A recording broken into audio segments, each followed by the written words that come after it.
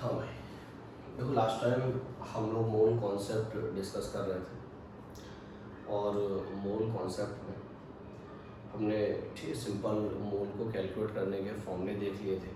मोल को किस तरह कैलकुलेट किया जाएगा यह हमने पढ़ लिया था। तो अगर हमें उससे कैलकुलेशन मालूम है तो आपको मैंने आपको 3 फॉर्मूले बताए थे मोल को कैलकुलेट करने के लिए। एक वेट के टर्म्स में था, दूसरा जो फॉर्मूला था वो नंबर के टर्म्स में था और तीसरा फॉर्मूला जो है वो वॉल्यूम के टर्म्स में था। और तीनों ही फॉर्मूले बेस्ड हमने कुछ कैलकुलेशन भी कर रखी है लास्ट टर्म्स में। ठीक है, तो हम आगे अगला लेक्चर उसका कंटिन्यू करते हैं। मोल में और क्या बातें हैं उनको हम डिस्कस करते हैं। मैं आपको एक क्वेश्चन करा था, मतलब मेनली मोल में हमें क्वेश्चन ही करने हैं। क्वेश्चन आप देखिए, the specific volume of a cylindrical virus is 6.02 into 10 की power -2 cc per gram if radius and length of virus are 7 angstrom and 10 angstrom, then find molecular weight of virus। Option भी हम लेते हैं, इस 1.54 kg per mole, 15.4 kg per mole, 15.4 ग्राम पर मोल D ना। ठीक है, आप क्वेश्चन नोट कर लीजिए, फिर मैं आपको समझा देता हूँ इसके बारे में।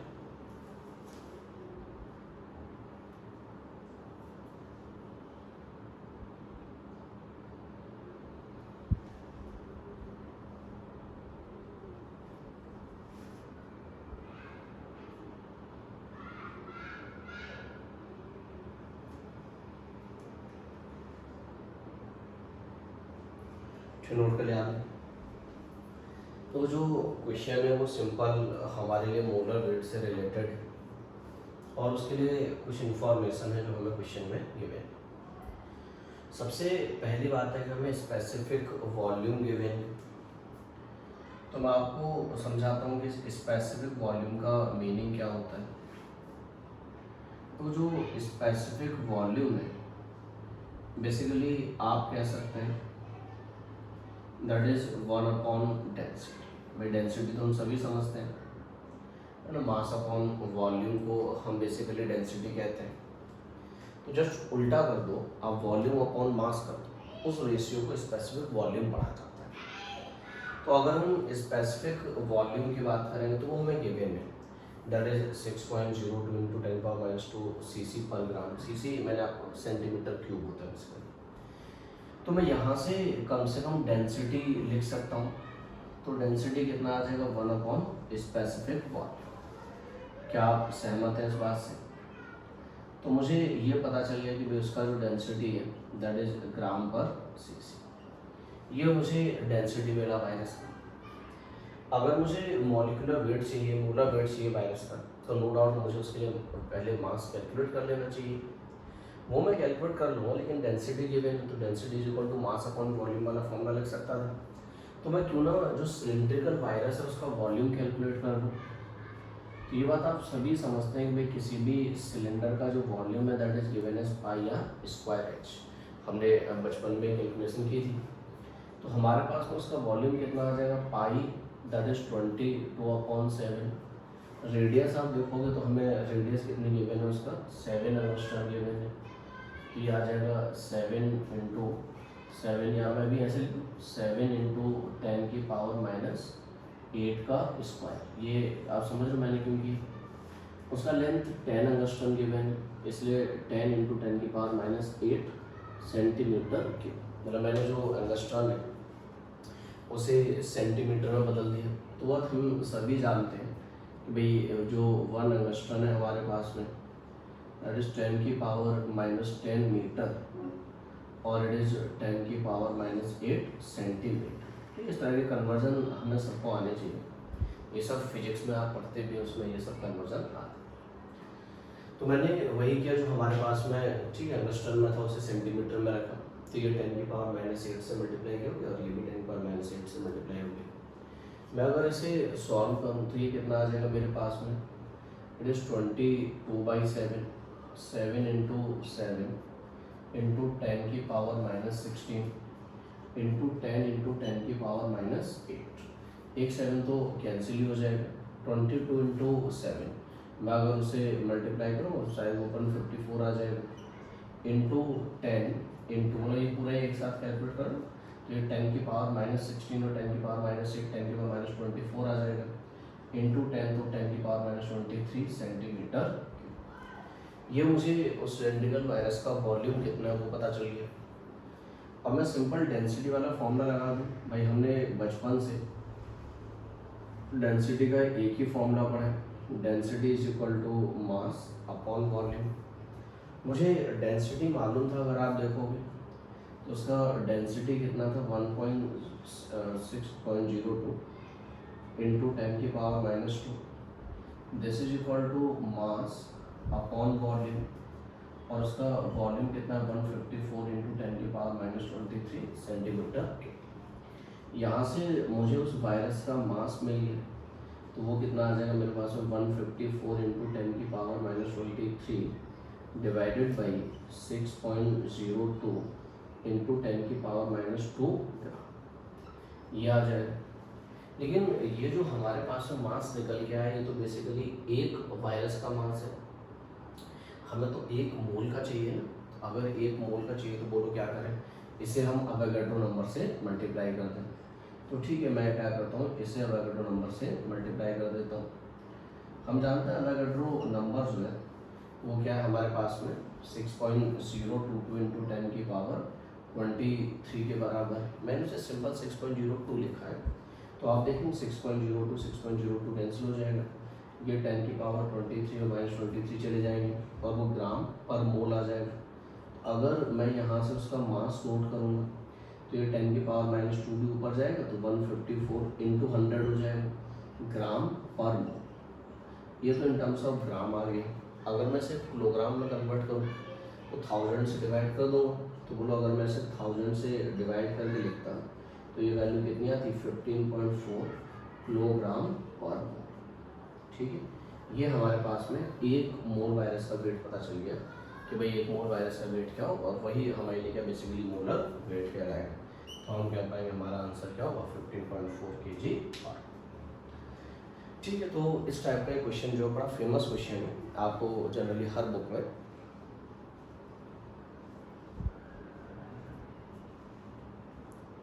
इस टाइप का क्वेश्चन लिखा हुआ मिल जाएगा।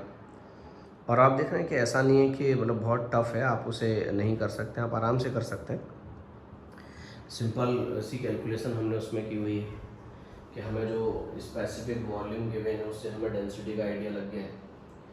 जब हमें डेंसिटी के बारे में पता चल गया तो फिर मैंने आपसे कहा कि भाई हमें क्या करना है, उसका वॉल्यूम भी पता चल जाएगा जो इन्फॉर्मेशन दी है। वॉल्यूम मालूम है, डेंसिटी मालूम है, तो उससे मास पता चल गया। और जब मुझे सिंपल सी बात है कि भाई एक जो वायरस है उसका मास पता चल गया, एक मोल के लिए क्या अवोगाड्रो नंबर से मल्टीप्लाई कर दिया जाएगा।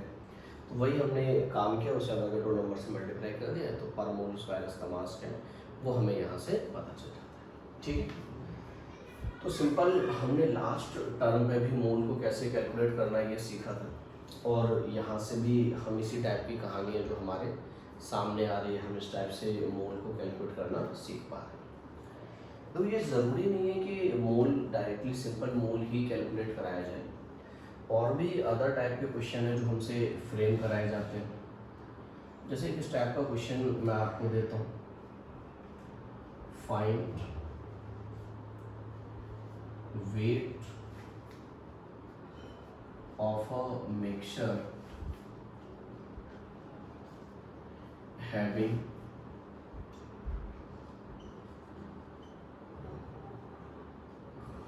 1 mole hydrogen, 0.5 mole nitrogen, 11.2 litre of methane at ST. हमने मतलब कोई भी 3 गैस का एक मिक्सचर लिया, मिक्सचर में क्या क्या पड़ा है वो दिखाया कि उसने कहा कि उसमें 1 मोल हाइड्रोजन गैस पड़ा है, 0.5 मोल नाइट्रोजन गैस पड़ी है, 11.2 लीटर जो वो मीथेन पड़ा हुआ है एट एसटीपी कंडीशन। तो मुझे जानना है कि भाई जो भी हमारे पास में मिक्सचर है, बेसिकली उस मिक्सचर का ठीक है वेट क्या होगा, हमें ये कैलकुलेट करना है। तो मैं अगर ये जानने की कोशिश करूँ कि भाई हमारे पास में जो भी मिक्सचर है उसका वेट क्या होगा, तो सिंपल है कि मैं तीनों गैसेस के वेट अलग अलग कैलकुलेट करूँ और बाद में ऐड कर दूँ, वही तो बेसिकली मेरे लिए वेट को रिप्रेजेंट करेगा। तो बस ठीक है, अब हम कैलकुलेशन कर लेंगे। तो अगर हम इस क्वेश्चन को सॉल्व करेंगे तो चलो सबसे पहले हाइड्रोजन के लिए सॉल्व कर लेते हैं। अगर मुझे वेट कैलकुलेट करना है तो मतलब मुझे वेट वाला फॉर्मूला यूज़ करना होगा। तो हमने वेट के टर्म्स में मोल का एक फॉर्मूला पढ़ा था, mole is equal to weight upon molar weight. अगर मैं इस फॉर्मूले का यूज़ करूँगा तो देखो हाइड्रोजन का मोल 1 दिया है, मुझे उसका वेट चाहिए और उसका मोलर वेट हम सबको मालूम है 2 है। तो मैंने कहा मुझे यहाँ से हाइड्रोजन का वेट पता चल गया, भाई उस मिक्सचर में हाइड्रोजन कितना है 2 ग्राम। लाइकवाइज मैं नाइट्रोजन के लिए सॉल्व कर देता, तो मुझे नाइट्रोजन का मोल मालूम है कितना है 0.5 है। मैं इसको लिख सकता हूँ mole is equal to weight upon molar weight जो कि 28 है। तो मुझे यहाँ से उसका वेट पता चल गया, वो कितना है 14 ग्राम। नाइट्रोजन का वेट भी पता चल गया मुझे। मैं अगर बात करूँ मीथेन की, तो मैं कह सकता हूँ भाई मीथेन में मुझे डायरेक्टली मोल नहीं मालूम है, लेकिन वॉल्यूम तो मालूम है ना 11.2 लीटर है। तो मैं क्यों ना पहले वॉल्यूम वाले फॉर्मूले से मोल कैलकुलेट कर लूँ, वो हमें आता है। तो अगर हम वॉल्यूम वाले फॉर्मूले से मोल कैलकुलेट करेंगे तो फॉर्मूला याद सभी को, मोल इज इक्वल टू जो भी गिवन वॉल्यूम है अगर उसे हम लीटर में रखते हैं डिवाइडेड बाई 22.4, मतलब इट इज 1/2 आ जाएगा। और मैं अगर इसे वेट के टर्म्स में लिखता तो mole is equal to weight upon molar weight. Methane का मोलर वेट हमारे पास में 16 है। तो मैं अगर यहाँ से वेट कैलकुलेट करूँगा तो मैं कह सकता हूँ मैं उसका वेट कितना आ जाएगा 8। मुझे जब तीनों ही गैस के वेट मालूम है तो क्या मैं यहाँ से वेट ऑफ मिक्सचर नहीं कैलकुलेट कर सकता क्या? आराम से कर देंगे। तो वेट ऑफ मिक्सचर कितना आ जाएगा, तीनों को ऐड कर लेंगे, तो इसलिए 2 ग्राम प्लस 14 ग्राम प्लस 8 ग्राम, मतलब मैं अगर देखूँ तो वेट ऑफ मिक्सचर कितना होगा 24। ठीक। तो मैंने ये ज़रूरी नहीं है कि हर बार हमसे सिंपल मोल ही कैलकुलेट कराया जाए, वो तो भाई एग्जामिनर पर डिपेंड करता है कि किस टाइप का क्वेश्चन फ्रेम किया जाए। हमसे तो जिस टाइप का क्वेश्चन फ्रेम किया जाएगा हम सॉल्व कर दिया करेंगे, हमें कोई ऐसा प्रॉब्लम तो नहीं होगी कि भाई हम नहीं बता पाएंगे, हम आराम से बता देंगे। तो आप देख लो जैसे इस टाइप का क्वेश्चन है तो किस तरह सॉल्व करना है हम समझ पा रहे हैं आराम से। ठीक है भाई, अगला क्वेश्चन में एक और नोट करता हूँ। क्वेश्चन ये है कि 5.6 litre of a gas at STP condition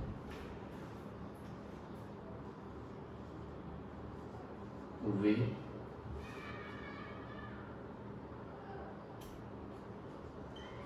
10 gram, then find molar weight of gas। ठीक है, तो इस बार हमें जो इन्फॉर्मेशन गिवन है, उन्होंने कहा कि हमने किसी भी एक गैस को लिया, उसका 5.6 ग्राम लीटर वॉल्यूम ऑब्जर्व किया और उसका जब वेट मेज़र किया तो हमें पता चले कि भाई उसका वेट जो 10 ग्राम के बराबर है। तो मुझे उस गैस का मोलर वेट कैलकुलेट करना है कि भाई गैस का मोलर वेट क्या हो। हम बता पाएंगे? कैसे बताना है मैं समझाता हूँ। बताने वाली बात तो हमारे सामने कुछ ऐसी है कि भाई मैं एक काम करूँ, मुझे किसी भी गैस के लिए दो इन्फॉर्मेशन दी है। एक तो मुझे उसका वॉल्यूम दे रखा है और एक मुझे उसका वेट दे रखा है। तो क्यों ना मैं एक काम करता हूँ, एक बार मैं वॉल्यूम वाले फॉर्मूले से मोल कैलकुलेट कर लूँ और एक बार वेट वाले फॉर्मूले से। भाई मोल तो बराबर ही होंगे गैस के, दोनों कैलकुलेट कर दूँगा बाद में। चलो अगर मैं कैलकुलेट करूँ तो वॉल्यूम वाले फॉर्मूले से बताओ मोल निकालने का क्राइटेरिया क्या था। तो मोल इज इक्वल टू, याद है, volume of gas in litre divided by 22.4। मतलब मैं अगर इसे सॉल्व करूँगा तो मोल 1/4 आ गया। मुझे ये भी बताया गया कि उसका जो वेट है वो कितना है, 10 ग्राम। तो मैं अगर वेट वाले फॉर्मूले से मोल निकालता तो मैं कह देता भाई mole is equal to weight upon molar weight. उसका मोलर वेट मैं नहीं जानता कितना है, लेकिन मुझे ये तो मालूम है ना कि मोल 1/4 है। तो मैं समझता हूँ कि भाई इट इज़ 1/4। मतलब कि मैं यहाँ से मोलर वेट कैलकुलेट करूँगा तो आप कह सकते हैं भाई उस गैस का मोलर वेट कितना होगा, 40 ग्राम आ जाएगा। ठीक है ना। तो ये भी मतलब हो सकता है कि दो फॉर्मूले एक साथ यूज़ किए जाए। तो कोई नहीं, हमें कोई दो इन्फॉर्मेशन दे दी जाएगी और हम उसके बेसिस पे जो क्वेश्चन को सॉल्व कर पाएंगे। ओके, हम ये काम कर लेंगे, कोई ऐसा जो है प्रॉब्लम वाली बात तो नहीं होगी। हम दोनों फॉर्मूले जब भी ज़रूरत पड़े एक साथ यूज़ कर लिया करेंगे। तो मैं एक और अगला क्वेश्चन नोट करता हूँ।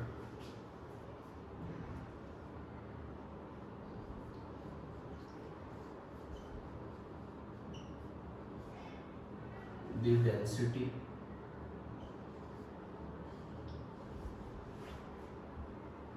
of air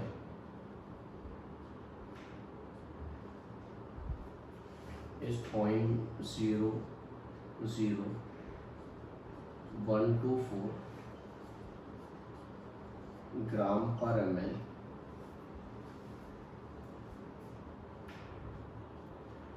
at STP condition.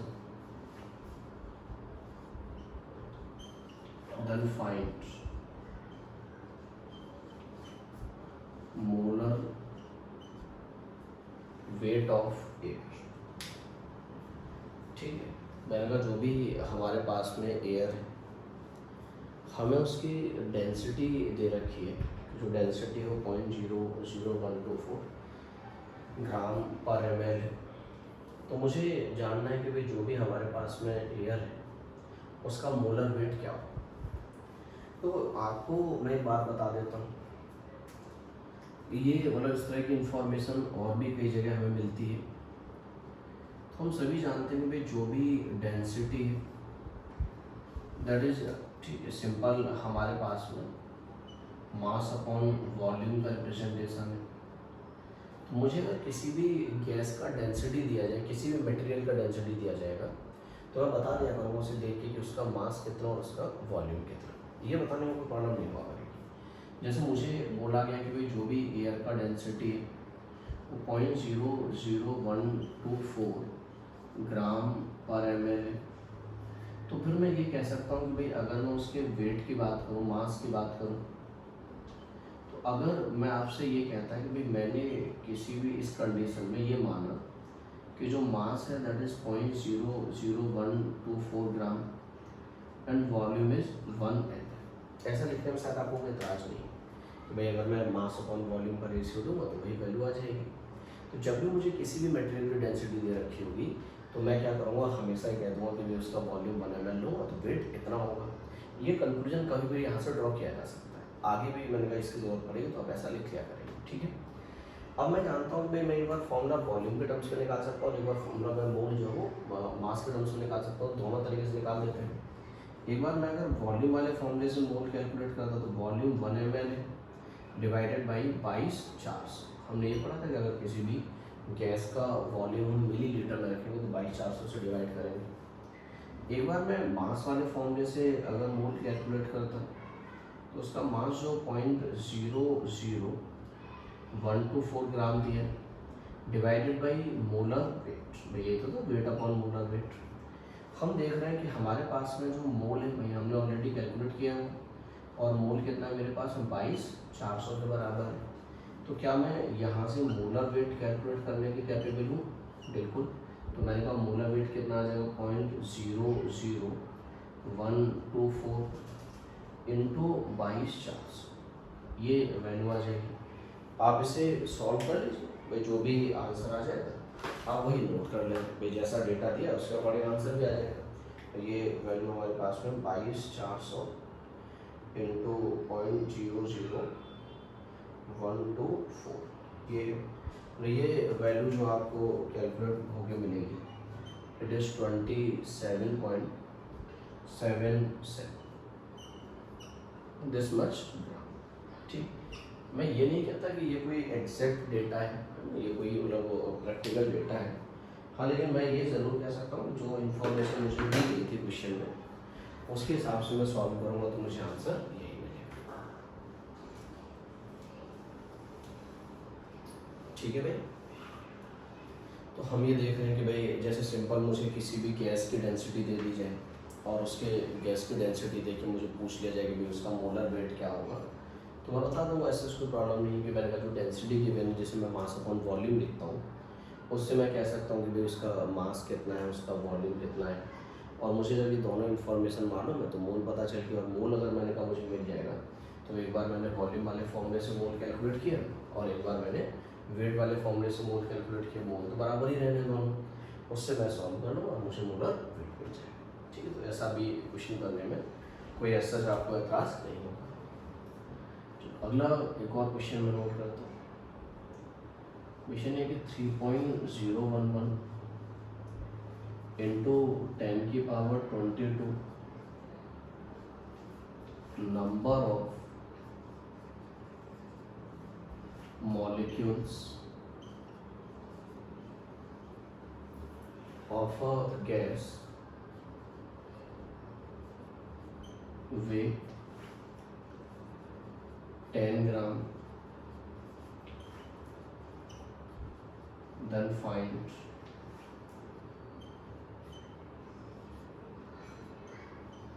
molar weight of gas। तो आप देखो मैंने सिमिलर टाइप का क्वेश्चन आपसे पूछा है ना?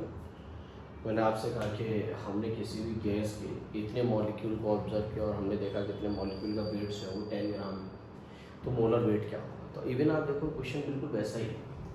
तो हम इस बार फिर वही काम करेंगे भाई, मुझे आप देखो एक तो नंबर दिया है, तो अगर मुझे नंबर गिवन है तो मैं मोल को नंबर वाले फॉर्मूले से कैलकुलेट कर सकता हूँ। मुझे नहीं लगता है कि उस कैलकुलेशन में कोई प्रॉब्लम होगी।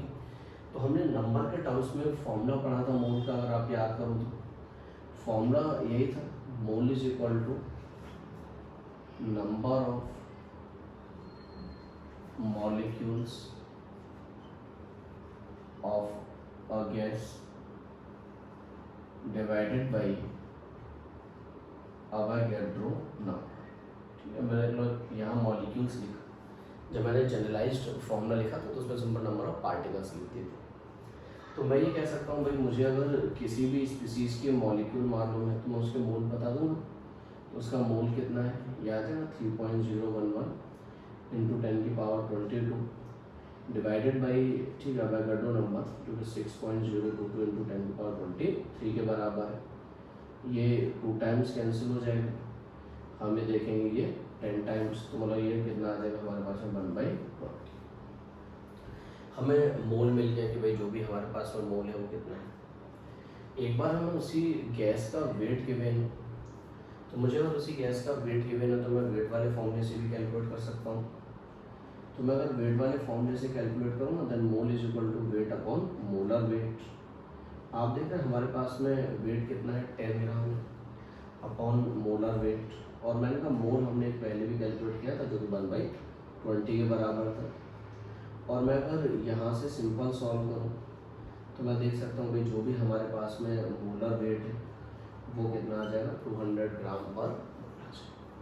ठीक है, तो आप देख रहे हो मतलब ऐसा कोई प्रॉब्लम नहीं है। एक आसान सा क्वेश्चन है जो आराम से हम सॉल्व कर रहे हैं।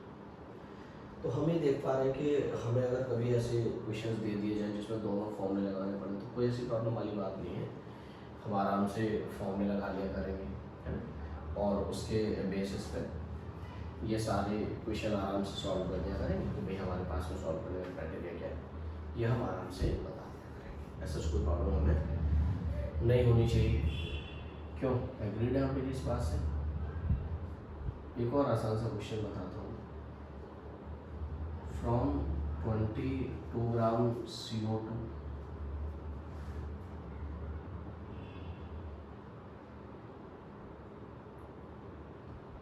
3.011 into 10 की power 22 molecules of CO2 escaped, then find mole of CO2 left। जैसे हम मोल कैलकुलेट करेंगे, मान लो किसी क्वेश्चन में वो ऐसे फ्रेम कर देगा कि आप उसके वेट कितना बचा वो बताओ। किसी क्वेश्चन में वो आपसे सिंपल मान लो मॉलिक्यूल के नंबर पूछ लेगा कितने बचे वो बताओ। तो खैर हमसे कोई भी पूछा जाए, इनमें से कोई पैरामीटर पूछा जाए, क्वेश्चन एक ही टाइप से सॉल्व होगा। दो क्वेश्चन को सॉल्व करना आसान है। तो पहली बात है कि मोल कभी भी टफ नहीं रहा है, आज तक नहीं रहा। कि मोल को सॉल्व अगर मुझे करना है तो बहुत सिंपल सा क्राइटेरिया कि भाई बेसिक चीज़ें हैं जिनको मुझे यूज़ करना है। मैं अगर वो बेसिक पैरामीटर्स यूज़ कर पा रहा हूँ तो नो डाउट मैं आराम से जो है वो मोल बता सकता हूँ, आराम से मुझे कोई प्रॉब्लम नहीं होगी। तो वही सारी चीज़ें हैं। जैसे मुझे एक बार आप देखोगे CO2 का वेट गिवन है, तो अगर मुझे वेट गिवन है तो मैं मोल को वेट वाले फॉर्मूले से कैलकुलेट कर दूँगा। तो मैं अगर वेट वाले फॉर्मूले से मोल को कैलकुलेट करूँगा तो ये आ जाएगा mole is equal to weight upon molar weight, मतलब उसका मोल कितना आ जाएगा 1/2 या 0.5। तो मुझे ये पता चल गया कि भाई जो भी इनिशियली CO2 था उसका मोल 0.5 था। बाद में मुझसे कहा गया कि भाई मैंने इतने मॉलिक्यूल उसमें से एस्केप होते हुए देखे, तो क्यों ना मैं नंबर वाले फॉर्मूले से भी मोल कैलकुलेट कर लूँ तो ये पता चलेगा कितना एस्केप हो गया होगा। मैं अगर नंबर वाले फॉर्मूले को लगाऊंगा तो हम सभी जानते हैं नंबर वाले फॉर्मूला यही था, number of that species divided by Avogadro number 6.022 into 10 की पावर 23। चलो हम इसे सॉल्व कर लेते हैं। 2 टाइम्स चला जाएगा, ये 10 चला जाएगा, मतलब इट इज़ 1/20 आ जाएगा, या सिंपल मैं कह सकता हूँ इट इज़ 0.05। ये मेरे पास पता चला। तो मुझे ये पता चल गया कि भाई जो भी मोल एस्केप्ड है वो कितने हैं और इनिशियली मोल था कितना मेरे पास में। तो क्या मैं ये नहीं बता पाऊँगा कि मोल लेफ्ट कितना है मेरे लिए? आराम से बता दूँगा भाई इनिशियली 0.5 मोल था, जिसमें से 0.05 मोल जो वो तो एस्केप कर गया। तो ये मेरे पास में बचा, उसे हम सॉल्व कर लेंगे। अगर हम सॉल्व कर लें तो कितनी वैल्यू आ जाएगी? इट इज़ 0.50 और 0.05 की फॉर्म में। तो हम कह सकते हैं भाई हमारे पास में 0.45 मोल है जाए। ठीक, तो ये हमारे पास में मोल लेफ्ट हमें पता चल गया कि मोल लेफ्ट कितना होगा। ओके, कोई एतराज किसी को नहीं होना चाहिए। अब जैसे मान लो इसी क्वेश्चन में क्या था कि बताओ वेट कितना बचा है, तो बता देते मोल हमें मालूम है तो वेट कैलकुलेट कर देंगे, कोई प्रॉब्लम नहीं है। वो कहता है मतलब कितने मॉलिक्यूल के नंबर बच गए, तो मोल मालूम है तो उससे हम नंबर ऑफ मॉलिक्यूल भी कैलकुलेट कर देंगे। तो ये दोनों कैलकुलेशन हम आराम से कर पाएंगे, उन दोनों कैलकुलेशन में कोई प्रॉब्लम नहीं है।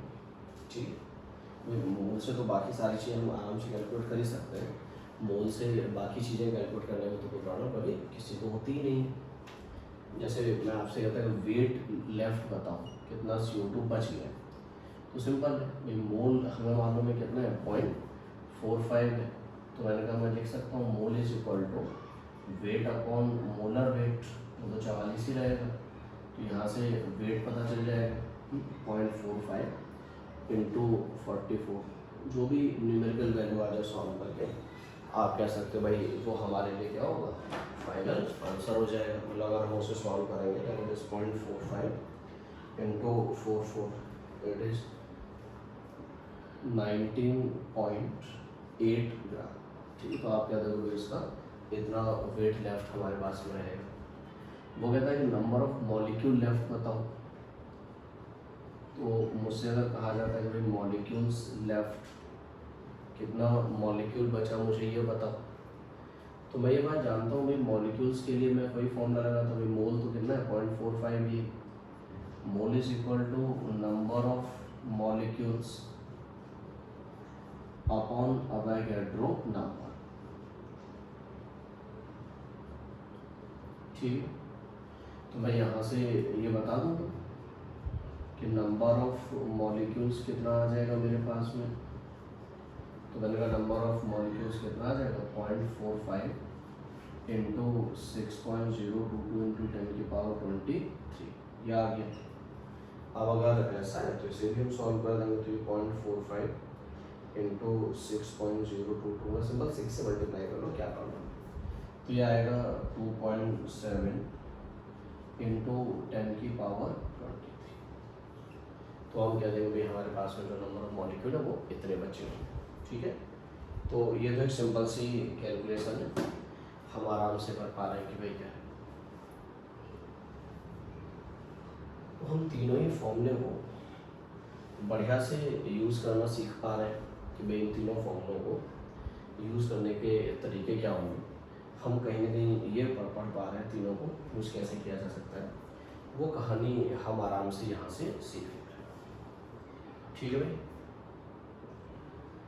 एक और क्वेश्चन मैं आपको बताता हूँ।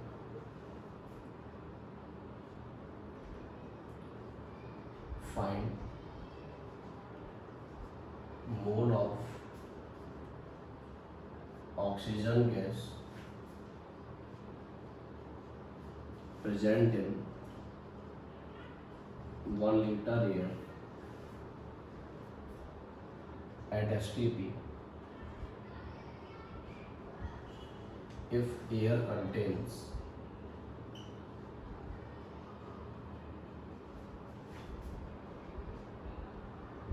20% oxygen by water। मैंने 1 लीटर एयर लिया है। ठीक है, 1 लीटर एयर में मैंने आपसे कहा कि भाई जो भी हमारे पास में ठीक है ऑक्सीजन है उसके मोल बताओ कितने होंगे, और एक इंफॉर्मेशन भी मैंने आपको दी कि जो भी हमारे पास में एयर है that contain 20% oxygen by volume. तो क्यों ना मैं ये पता कर लूँ कि भाई जो हमारे पास में 1 लीटर एयर है, आखिर उस 1 लीटर एयर में ऑक्सीजन का कितना वॉल्यूम है, और मुझे अगर STP कंडीशन में उसका वॉल्यूम मिल जाएगा तो मैं उसके मोल बता दूँगा, है ना। तो इसमें कोई प्रॉब्लम नहीं होगी। तो मैं अगर वॉल्यूम ऑफ ऑक्सीजन की बात करूँ तो ये बात आप सभी भली भांति समझ रहे हैं कि भाई जो भी हमारे पास में ऑक्सीजन है दैट इज 20% ऑफ 1 लीटर। तो क्यों ना मैं 1 लीटर का 20% कैलकुलेट कर दूँ। तो मैंने कहा वो कितना आ जाएगा मेरे पास में 0.2 लीटर। अब मुझे अगर किसी गैस का वॉल्यूम मालूम है तो मैं STP में मोल कैलकुलेट कर दूँगा। तो फिर मुझे बात मालूम है कि भाई मोल कैलकुलेट करने का तरीका क्या है। तो मैंने आपसे कहा कि भाई उसका वॉल्यूम 0.2 लीटर है, और हम सभी ने पढ़ा था कि इट इज 22 डिवाइडेड बाई 22.4। आप चाहो तो उसे बेशक फर्दर सॉल्व करो, जो भी वैल्यू आती है that will be the mole of oxygen. ठीक है, कैलकुलेट कर पाएंगे तो आसान सा तरीका है जिससे हम ये काम कर लेते हैं। तो अभी तक हम जो भी क्वेश्चन सॉल्व करते हैं वो STP कंडीशन में सॉल्व करते हैं। हालांकि STP के अलावा कोई अदर कंडीशन होगी तो उस पर भी हम सॉल्व करना सीखेंगे। उसके लिए हम आइडियल गैस इक्वेशन बेसिकली पढ़ते हैं, तो उसे भी हम डिस्कस करेंगे, थोड़ा सा इस चैप्टर में डिस्कस करेंगे उसको। ठीक, तो फिलहाल आप मुझे ये बता सकते हो कि भाई अगर सिंपल हमें वेट दिया जाए, वॉल्यूम दिया जाए या नंबर दिए जाए तो उनको देख के आप मोल कैलकुलेट कर सकते हो या नहीं। कम से कम इतना काम आप ज़रूर कर सकते हो कि भाई सिंपल अगर मुझे इस टाइप की कोई इन्फॉर्मेशन दी है तो मैंने मोल कैलकुलेट करके बता दिया कि मेरे पास में मोल क्या होगा। अब बात आती है कि भाई ठीक है चलो मुझे ये मालूम है कि भाई मोल क्या होगा, ये मैं बता दिया करूँगा, कोई प्रॉब्लम है ही नहीं मुझे बताने में। यहाँ तक नोट कर लिया आपने।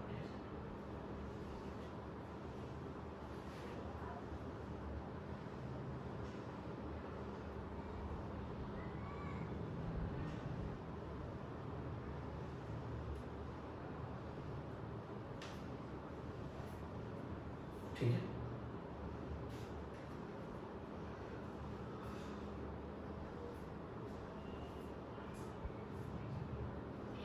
तो अगर हमें सारी चीज़ें मालूम, तो हम अगला जो पार्ट डील करेंगे सीओ मोल में, वो बेसिकली नंबर बेस्ड कैलकुलेशन है। कि भाई अगर मान लो हमें कोई नंबर दे रखा है या मतलब नंबर पूछे गए मेनली, जैसे सिंपल एटम्स के नंबर पूछे जाएँ, मॉलिक्यूल के नंबर पूछे जाएँ, इलेक्ट्रॉन, प्रोटॉन, न्यूट्रॉन के नंबर, चार्ज पूछा जाए, हमें इस टाइप की जो भी इंफॉर्मेशन हमें होगी वो हमें डील करने। हमने कुछ क्वेश्चन देखे होंगे जिसमें कहता है कि maximum number of atoms, maximum number of molecule, जो भी इस टाइप की इंफॉर्मेशन मैंने कहा वो सब हम यहाँ पे अब डील करने वाले हैं। देखो मैं ये कह सकता हूँ कि मुझे अगर नंबर बेस्ड कैलकुलेशन कोई भी करनी है तो उसे सॉल्व करने का क्या तरीका होगा वो मैं आपको डिस्कस करता हूँ। मैं क्वेश्चन की फॉर्मेट में ही आपको चीज़ें बताता हूँ। जैसे मैंने आपसे कहा कि भाई मेरे पास में 90 ग्राम ग्लूकोज है। ग्लूकोज का मॉलिक्यूलर फॉर्मूला हम सभी जानते हैं, दैट इज C6H12O6। और मैं आपसे ये कहता है कि जो 90 ग्राम ग्लूकोज है उसमें कैलकुलेट, मेरा पहला क्वेश्चन था आपसे मोल, ठीक है, उस ग्लूकोज का मोल कितना होगा ये मुझे बताया जाए। दूसरा मेरा क्वेश्चन है आपसे calculate total number of molecules, उसमें ग्लूकोज के टोटल नंबर ऑफ मॉलिक्यूल कितने होंगे वो बताया जाए। मेरा तीसरा क्वेश्चन है आपसे calculate total number of atoms, ठीक है, उसमें टोटल नंबर ऑफ एटम्स कितने वो बताया जाए। चौथा क्वेश्चन है मेरा नंबर ऑफ कार्बन एटम्स, इतने ग्राम ग्लूकोज में कितने कार्बन एटम है ये मुझे जानना है। नंबर ऑफ ऑक्सीजन एटम्स ये भी मुझे जानना है। नंबर ऑफ हाइड्रोजन एटम्स ये भी हमें जानना है। And total number of proton ये भी हमें जानना है। तो मैंने 90 ग्राम ग्लूकोज लिया और 90 ग्राम ग्लूकोज में हमें ये सारी कैलकुलेशन परफॉर्म करनी है कि भाई ये सारी चीज़ें क्या है। तो अब तक हमने जो पढ़ा है हम उसके बेसिस पर मोल तो कैलकुलेट कर ही लेंगे भाई। एटलीस्ट मोल को कैलकुलेट करने में हम में से किसी को भी कोई प्रॉब्लम नहीं है, बिल्कुल भी नहीं है। हाँ, अगली कैलकुलेशन आप देखोगे नंबर बेस्ड है, कभी मॉलिक्यूल के नंबर पूछे, कभी एटम के नंबर, कभी आप देखोगे हमसे टोटल नंबर ऑफ एटम्स पूछे गए, कभी इंडिविजुअल एटम्स के नंबर पूछे जा रहे हैं कि कार्बन के अलग बताओ, हाइड्रोजन के अलग बताओ, ऑक्सीजन के अलग बताओ, या हमसे प्रोटॉन, इलेक्ट्रॉन ये नंबर पूछे जाते हैं। तो इनके तरीके क्या है वो मैं आपको समझाऊँ। एटलीस्ट मोल हम सभी कैलकुलेट कर लेंगे। मुझे मालूम है भाई, मुझे अगर वेट गिवन है तो मोल को कैलकुलेट करने का फॉर्मूला मैं जानता हूँ, mole is equal to weight upon molar weight. आप उसका मोलर वेट कैलकुलेट कर लो तो 180 आ जाएगा। तो मैंने कहा मुझे पता चल गया कि इसका मोल कितना 1/2। अब नंबर के लिए आप एक फॉर्मूला याद करो। हमने नंबर के लिए एक फॉर्मूला पढ़ा था, mole is equal to number of that chemical species. तो मैं सिंपल ऐसे लिखना चाहूँगा, number of that chemical species को मैं लिखूँगा number of molecules divided by Avogadro number. ठीक है, फॉर्मूला था। मैंने अवोगाड्रो नंबर 6.022 × 10⁻23 को सिंपल Na लिख दिया है।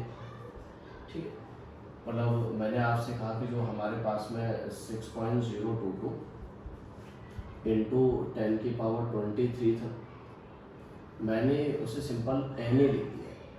ये मैं कर सकता हूँ, मैंने पहले ही बताया था। तो मैं अगर यहाँ से नंबर ऑफ मॉलिक्यूल्स की बात करूँ तो मैं सिंपल ऐसा लिख सकता हूँ कि जो भी नंबर ऑफ मॉलिक्यूल्स है that is mole into Avogadro.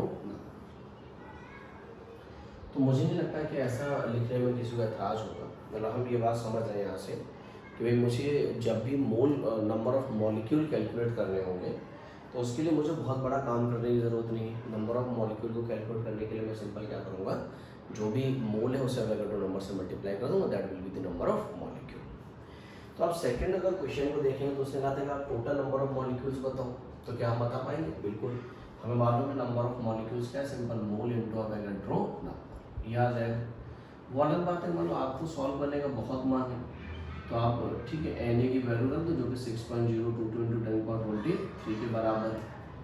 अगर हम उसे सॉल्व कर रहे हैं देन इट इज 3.011 इंटू 10⁻23, ये मतलब हमारे पास में नंबर ऑफ मॉलिक्यूल्स आ रहा है। अगला उसने कहा टोटल नंबर ऑफ एटम्स। तो देखो आप मेरी बात सुनो ध्यान से। बात ये कि जैसे मुझे यहाँ से नंबर ऑफ मॉलिक्यूल कैलकुलेट करने का तरीका मिल ही गया, अगर मैं नंबर ऑफ मॉलिक्यूल कैलकुलेट कर लेता हूँ, ठीक है ना, और उसके बाद मुझसे पूछा जाए कि भाई आप टोटल नंबर ऑफ एटम्स बताओ, इलेक्ट्रॉन प्रोटॉन न्यूट्रॉन बताओ, किसी एक पर्टिकुलर स्पीसीज के एटम के नंबर बताओ, तो इस तरह की कोई भी नंबर बेस्ड कैलकुलेशन आपसे कराई जाए तो सबसे पहला आपका काम है कि आप टोटल नंबर ऑफ एटम्स पता करो और टोटल नंबर ऑफ मॉलिक्यूल पता करो। अगर मुझे टोटल नंबर ऑफ मॉलिक्यूल मालूम है जो एक सिंपल से फॉर्मूले से मिल जाते हैं, फॉर्मूला क्या था, मोल इनटू अवोगाड्रो नंबर, तो मुझे अगर ये मिल गए तो मैं बाकी सारी कैलकुलेशन बड़े आराम से कर दूँगा। कैसे करूँगा मैं बताता हूँ। जैसे आपसे पूछा गया कि आप मुझे टोटल नंबर ऑफ एटम्स बताओ, तो आप ये देखो कि जो हमारे पास में ग्लूकोज का एक मॉलिक्यूल है, उस एक मॉलिक्यूल में टोटल कितने एटम हैं। ये बात आप सभी जानते हैं कि उसमें 6 कार्बन के एटम है, 12 हाइड्रोजन के और 6 ऑक्सीजन के, इसलिए 6 6 12 12 24। मतलब मैं ये कह सकता हूँ भाई जो हमारे पास में ग्लूकोज का एक मॉलिक्यूल है उसमें 24 एटम्स हैं। तो मुझे बताया जाए इतने मॉलिक्यूल में कितने एटम होंगे, क्या यूनिटरी मेथड लगा देंगे। तो हम ये देख रहे हैं कि जो एक मॉलिक्यूल है उसमें 24 एटम्स हैं और मेरे पास में नंबर ऑफ मॉलिक्यूल्स कितने हैं, 1/2 इंटू एन ए। इतने मॉलिक्यूल में क्या होंगे, तो आप देखोगे मैं क्या पाऊंगा भाई जो टोटल नंबर ऑफ एटम्स हैं दैट इज 12 इंटू एन। आपका मन है आप एन ए की वैल्यू रख लीजिए और आंसर लिख लीजिए। अब ऐसे ही उसने कहा कि अगला नंबर ऑफ कार्बन एटम्स बताओ। तो बस ये देखो कि इसका जो एक मॉलिक्यूल है उसमें कितने कार्बन एटम है। तो आप ये देख रहे हो इसके एक मॉलिक्यूल में 6 कार्बन एटम है। अगर इसके एक मॉलिक्यूल में 6 कार्बन एटम है तो कहानी साफ हमारे सामने है, एक मॉलिक्यूल में 6 कार्बन एटम है। तो बताओ नंबर ऑफ मॉलिक्यूल कितने हैं, 1/2 इंटू एन ए। तो आप ये कह सकते हैं भाई हमारे पास में नंबर ऑफ कार्बन एटम्स कितना हो गया, 3 इंटू एन ए। अगला कहता है नंबर ऑफ ऑक्सीजन एटम बताओ। फिर देखो कि एक मॉलिक्यूल में कितना ऑक्सीजन का एटम है। आप देखो एक मॉलिक्यूल में ऑक्सीजन के 6 एटम है। तो मैंने कहा एक मॉलिक्यूल में ऑक्सीजन के 6 एटम है और मॉलिक्यूल कितने हैं, 1/2 इंटू एन ए। तो मैं कह सकता हूँ भाई हमारे पास में जो भी नंबर ऑफ ऑक्सीजन एटम है वो कितना है, 3 इंटू एन ए। अगला कहता है नंबर ऑफ हाइड्रोजन एटम बताओ। तो फिर ये चेक करो कि इसके एक मॉलिक्यूल में कितने हाइड्रोजन एटम है। तो आप देख रहे हैं इसके एक मॉलिक्यूल में कितने हैं, 12 हाइड्रोजन एटम है। एक मॉलिक्यूल में 12 हाइड्रोजन एटम है और मेरे पास में नंबर ऑफ मॉलिक्यूल कितने हैं, सिंपल 1/2 इंटू एन। तो भाई मैं यहाँ से सॉल्व करूँ तो मैं कह पाऊँगा भाई हमारे पास में नंबर ऑफ हाइड्रोजन 6 इंटू। क्या आप मेरी ये बात समझ पा रहे हो, बस ये बताओ। तो ये सिंपल सी कहानी है कि भाई मुझसे अगर कहा जाए कि आप उसे टोटल नंबर ऑफ एटम्स बताओ, किसी पर्टिकुलर स्पीसीज के एटम बताओ, तो मैं एक ही काम करना है मुझे। और काम क्या करना है कि मैं सबसे पहले मॉलिक्यूल के नंबर पता कर लूँगा कि कितने हैं, और मुझे अगर मॉलिक्यूल के नंबर मिल गए तो फिर मैं बाकी सारी चीज़ें बता पाऊँगा। भाई उसने कहा कि आपको मॉलिक्यूल के नंबर मालूम है तो बताओ कितने नंबर ऑफ इसके एटम, कितने नंबर ऑफ उसके एटम। तो सिंपल है कि भाई एक मॉलिक्यूल में जितने हैं वो पता कर लेंगे, नंबर ऑफ मॉलिक्यूल कितने हैं वो हमें पता था, यूनिटरी मेथड लगा के हमें आंसर मिलता जाएगा। ये काम कर लो। अगला उसने कहा टोटल नंबर ऑफ प्रोटॉन बताओ। तो ठीक है, पहले ये पता कर लें कि एक मॉलिक्यूल में कितना प्रोटॉन है, और मॉलिक्यूल के नंबर तो हम जानते ही हैं। तो हम ये कह सकते हैं भाई एक मॉलिक्यूल में कितना प्रोटॉन है, प्रोटॉन कुछ और नहीं एटॉमिक नंबर के तो बराबर होता है। तो कार्बन के एक एटम में 6 प्रोटॉन होते हैं और 6 कार्बन एटम है। हाइड्रोजन में एक प्रोटॉन होता है और हमारे पास में 12 हाइड्रोजन एटम है। ऑक्सीजन का एटॉमिक नंबर 8 है तो उसमें 8 प्रोटॉन और 6 ऑक्सीजन एटम है। मैं अगर उसे सॉल्व करूँ देन इट इज 36 + 12 और ठीक है मैं कह सकता हूँ ये आ जाएगा मेरे पास में। अगर हम इसे सॉल्व करेंगे तो बोलो कितना आ जाएगा, 96 प्रोटॉन। ये आ गया। तो मुझे ये पता चल गया कि भाई हमारे पास में जो भी एक मॉलिक्यूल है उसमें कितने 96 प्रोटॉन है। तो एक मॉलिक्यूल में 96 प्रोटॉन है तो हमारे पास नंबर ऑफ प्रोटॉन कितना आ जाएगा, 1/2 इंटू एन। टोटल में आ जाएगा। तो मैं कह सकता हूँ भाई number of proton is 48 into N. ठीक है। इसी में क्या था कि इलेक्ट्रॉन के नंबर बताओ। तो हम बता देते हैं, हमें मालूम है कि भाई जो भी इलेक्ट्रॉन के नंबर है वो सेम होंगे किसी भी न्यूट्रल स्पीसीज में इलेक्ट्रॉन और प्रोटॉन बराबर है। तो एक बार आप ये देखिए, क्योंकि नंबर बेस्ड जो भी कैलकुलेशन होगी उसमें इसका यूज होना ही होता है। हम ऐसे ही सॉल्व करते हैं उसे नंबर बेस्ड कैलकुलेशन को, इसीलिए मैं चाहता हूँ कि आप एक बार इस चीज़ को देखें, इसे समझें, और अगर इसमें आपको कोई प्रॉब्लम है तो आप मुझे बताएं कि भाई ठीक है हम इसमें ये प्रॉब्लम है। अगर मान लो ये हो गया तो बाकी की सारी कैलकुलेशन तो हम आराम से कर ही लेंगे, कोई प्रॉब्लम हमें नहीं।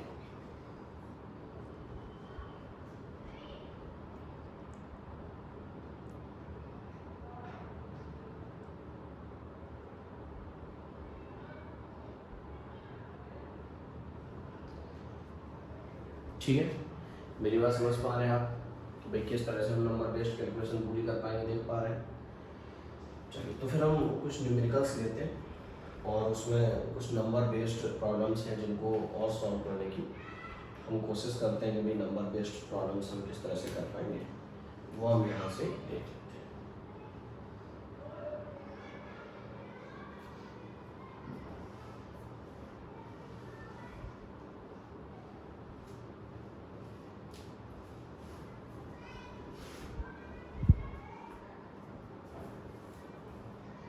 मैं एक और मतलब प्रॉब्लम लिखता हूँ, प्रॉब्लम कुछ इसी टाइप का लिखता हूँ, सिमिलर टाइप का, एक क्वेश्चन सिमिलर टाइप का करके देख लेते हैं। 171 gram cane sugar formula is C12H22O11। मुझे इसमें मैं सेम कैलकुलेशन कराऊंगा आपसे। कैलकुलेट,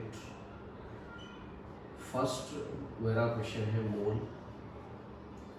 सेकंड क्वेश्चन है number of molecules, total number of atoms, number of carbon atoms, number of hydrogen atoms, number of oxygen atoms. अब मैंने एक सिमिलर टाइप का क्वेश्चन लिखा है, जैसे अभी हमने ग्लूकोज के लिए सॉल्व किया उसी टाइप का कुछ है। तो मुझे सबसे पहले मालूम है क्या काम करना है भाई, जब भी मुझे कोई नंबर वाली कैलकुलेशन करनी है तो मुझे नंबर ऑफ मॉलिक्यूल कैलकुलेट करने, ये काम मैं जानता हूँ क्या। तो सबसे पहले मोल ही निकाल लिया जाए।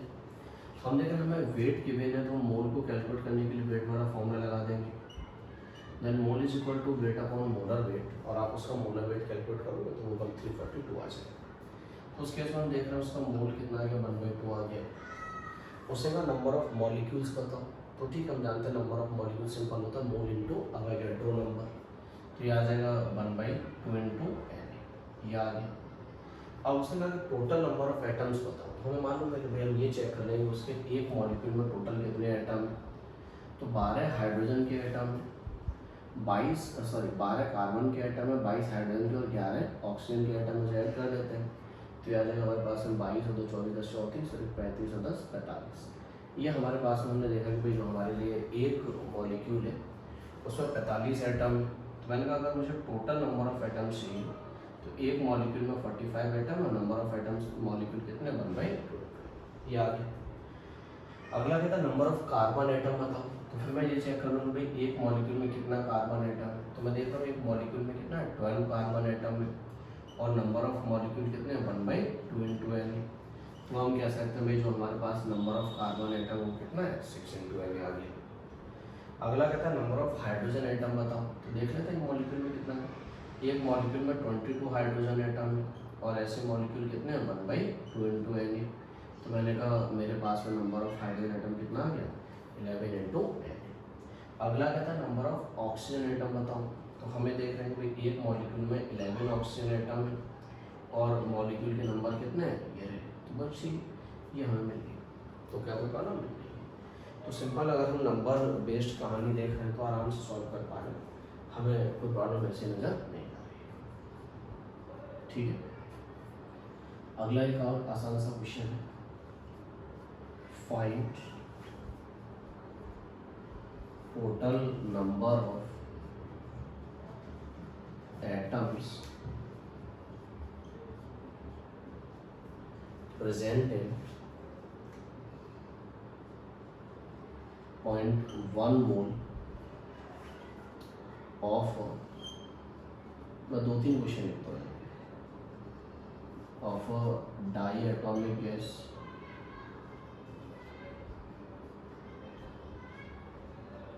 Of a tri atomic gas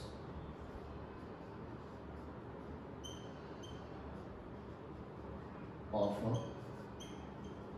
tetra atomic gas. Question क्या है आप समझ रहे हैं। तो मैंने क्या किया, अलग अलग गैस को लिए, उनका 0.1 मोल लिए, और मैं ये जानना चाहता हूँ कि भाई जो भी हमने 0.1 मोल ले रखा है इन गैसेस के, उनके टोटल नंबर ऑफ एटम्स क्या हो।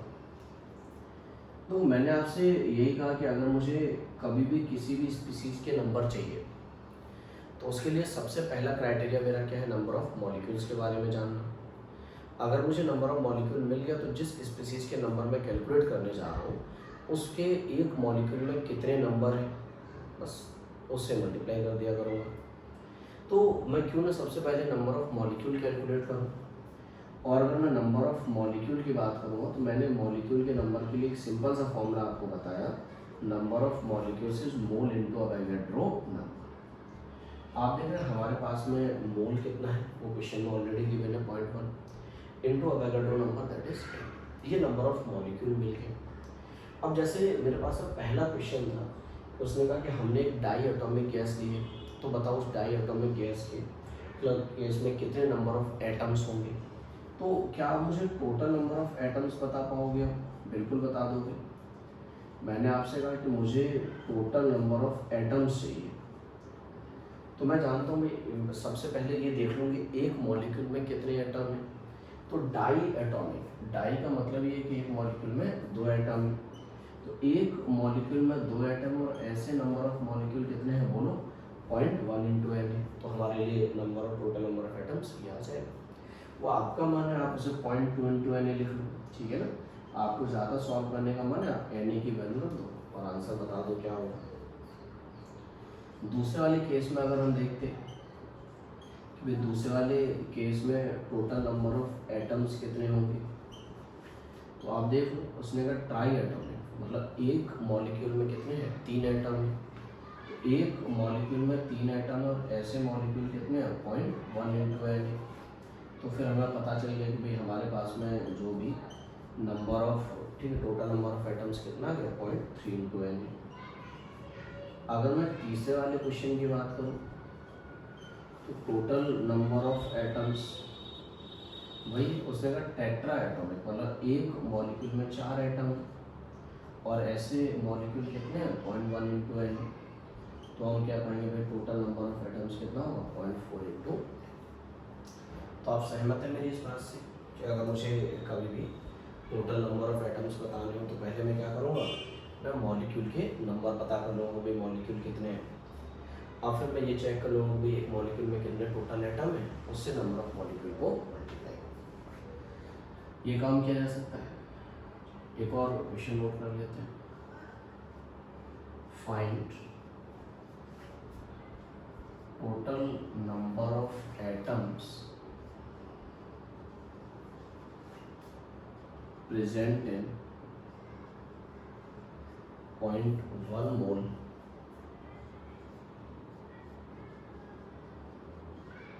ऑफ